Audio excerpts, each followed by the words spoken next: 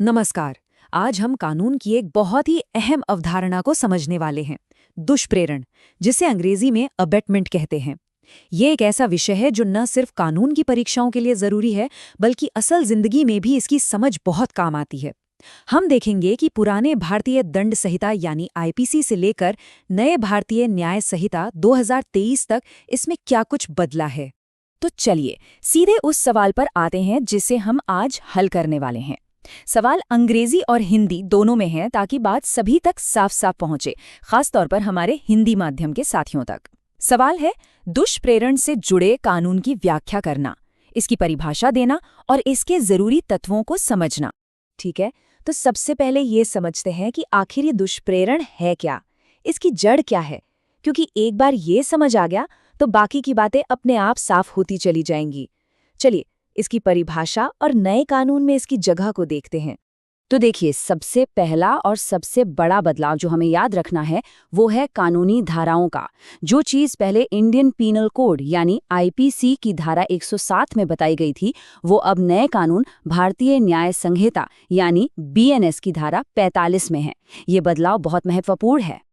अच्छा, कानून का नंबर भले ही बदल गया हो, लेकिन दुष्प्रेरण की जो मूल परिभाषा है वो वैसी ही है। इसमें 3 मुख्य बातें आती हैं। पहली, किसी व्यक्ति को कोई काम करने के लिए उकसाना। दूसरी, उस काम को करने के लिए किसी साजिश या षड्यंत्र का हिस्सा बनना। और तीसरी, जानबूझकर उस काम को करने में किसी भी तरह से मदद करना। इन्हीं 3 स्तंभों पर दुष्प्रेरण का अपराध टिका है। तो अब सवाल ये उठता है कि ये जो 3 बातें हमने अभी कहीं, उकसाना, षड्यंत्र करना और मदद करना, ये असल में होती कैसे हैं? कानून इन्हें और साफ तौर पर समझाता है। चलिए इन तीनों तरीकों को और गहराई से जानते हैं।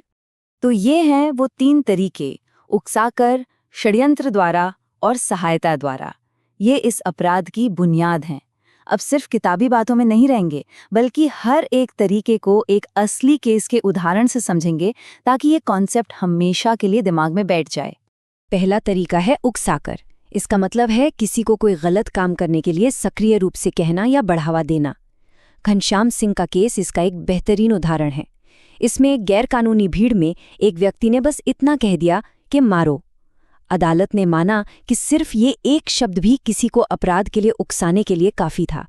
इससे पता चलता है कि हमारे शब्दों की कितनी बड़ी जिम्मेदारी होती है। दूसरा तरीका है षड्यंत्र के जरिए। अब ये हेवर्ड चार्ट का मामला बड़ा ही दिलचस्प है। यहाँ एक महिला ने दूसरी महिला से गर्भपात की दवा लाने के लिए कहा, जबकि वो असल में गर्भवती थी ही नहीं। मतलब जिस अपराध की साजिश की जा रही थी उसका होना तो नामुमकिन था। लेकिन कानून कहता है कि इससे कोई फर्क नहीं पड़ता। 2 लोगों का किसी गैर कानूनी काम के लिए राजी हो जाना ही अपने आप में षड्यंत्र का अपराध बना देता है। और तीसरा तरीका है सहायता द्वारा।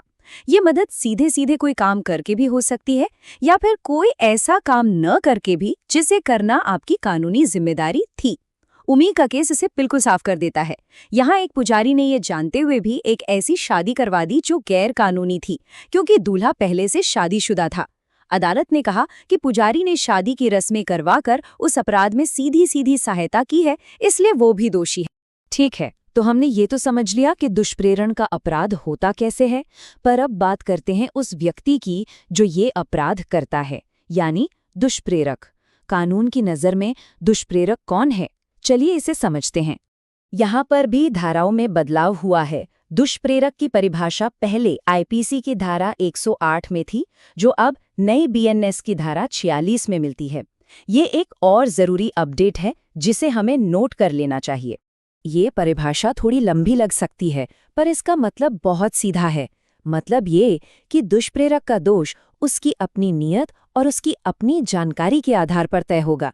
इस बात से कोई फर्क नहीं पड़ता कि जिस व्यक्ति को उकसाया गया वो दिमागी तौर पर या कानूनी तौर पर अपराध करने के काबिल था भी या नहीं। कानून बस आपकी नीयत देखता है। अब अगर इस विषय पर पूरी पकड़ बनानी है तो हमें दुष्प्रेरण के 5 सामान्य नियमों को समझना ही होगा। ये 5 नियम इस अपराध की वो बारीकियां हैं जो अक्सर लोगों को कंफ्यूज करती हैं, पर आज हम इन्हें एकदम साफ कर लेंगे।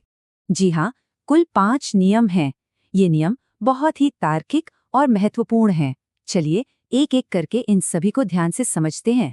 पहला नियम ये कहता है कि किसी को कोई ऐसा काम न करने के लिए उकसाना भी अपराध है जिसे करना उसकी कानूनी ड्यूटी है। जैसे मान लीजिए कोई व्यक्ति किसी सरकारी अफसर को रिश्वत देकर कहता है कि वो अपनी ड्यूटी पूरी न करे, तो यहाँ वो व्यक्ति दुष्प्रेरण का दोषी होगा। अब आता है दूसरा नियम, और ये बहुत बहुत ज्यादा महत्वपूर्ण है। ये नियम कहता है कि दुष्प्रेरण का अपराध उसी पल पूरा हो जाता है जब किसी को उकसाया जाता है।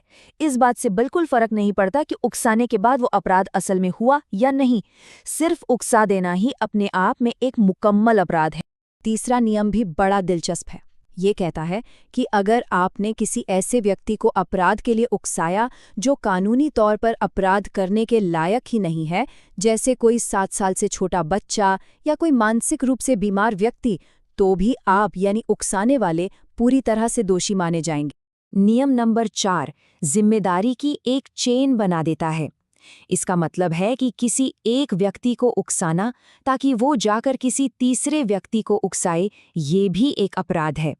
कानून अपराध की जड़ तक पहुंचता है, चाहे वो कितनी भी परतों के नीचे क्यों ना। और पांचवा और आखिरी नियम षड्यंत्र से जुड़ा है।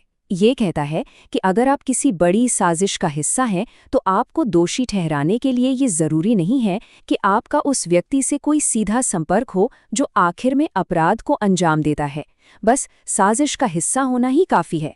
अगर इन 5 जटिल नियमों के इस आसान विश्लेषण से दुष्प्रेरण का कानून आपके लिए पूरी तरह से साफ हो गया है, तो हमारे इस प्रयास को सफल बनाने के लिए इस वीडियो को लाइक करें और आगे भी ऐसे कानूनी विश्लेषण देखने के लिए चैनल को सब्सक्राइब करना न भूलें।